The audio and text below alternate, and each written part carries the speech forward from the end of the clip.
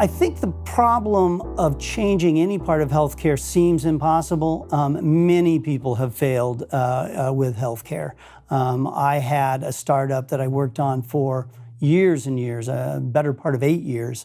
It was eventually sold as a company, but it really never achieved the breakthrough success I expected because I underestimated how difficult and the sort of resistance new technologies and new ideas have in healthcare. Because the industry / the practice of medicine was founded on the principle of first do no harm, where in the context of healthcare, that's a very honorable and essential tenet. But in the case of new technologies, it can lead to an environment that gets locked into old, established solutions at the detriment of new technologies. So I think healthcare is going to have to learn how to balance that basic first do no harm when applied to healthcare, mitigate the risks, but try new things. For me, I think the toughest thing about being an entrepreneur is it's such an immersive, all-consuming experience. There is not a minute of a day that you are not thinking about some aspect of your business. There's literally an endless, all-consuming sea of challenges. However, throughout my life, the one activity that I've been involved with that really, like no other activity, forced me to live in the moment was racing, endurance, road course racing. So these might be races that last 24 hours with a team of 4 drivers rotating every 2 hours.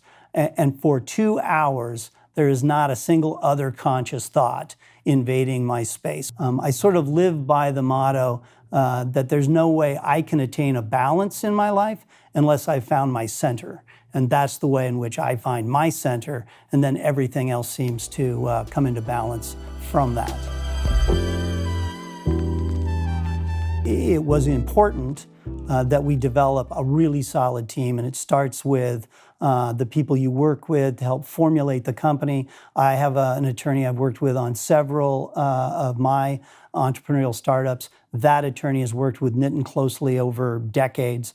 We hope that Nitin's background and experience will expand that base as our capital requirements expand in the coming years. I can tell you that working with Nitin has already led to thinking quite a ways down our growth curve to look at accessing private equity, possibly quicker and working with investment bankers probably sooner than we might normally in a startup, just by the nature and the pace of the problem that we're trying to solve.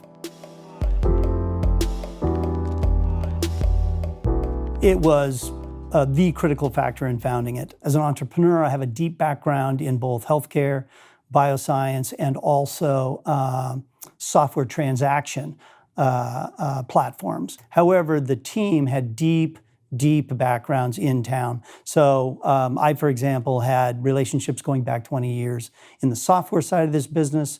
And then I had met some critical people who came in from the medical device side of the business. So getting the right talent and knowing and being able to network through the various communities that Portland has been so good at fostering, I was able to tap into not only my network base, but the network bases of my co-founders to really get it off the ground quickly. I would conservatively estimate that we got $1.5 million probably worth of advice and actual engineering work and product development work to come out with a much more sophisticated, minimal viable product than we would have otherwise been able to.